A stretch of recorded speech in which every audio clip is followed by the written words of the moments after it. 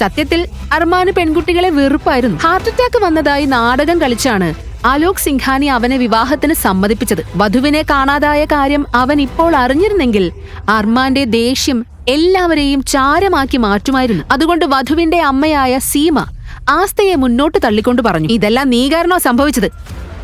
ഇതിന്റെ വില നീ തന്നെ കൊടുക്കണം. കേട്ടോ ആസ്ത, ഇനി നീയാണ് അർമാന്റെ വധു, മനസ്സിലായോ?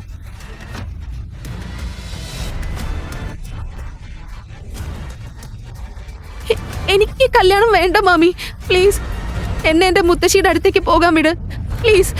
മാത്രമല്ല പ്രിയങ്ക ചേച്ചി പറഞ്ഞിരുന്നു അയാള്. മിണ്ടാതിരിക്കെ, ഞാൻ പറയുന്ന പോലെ അങ്ങ് ചെയ്താ മതി.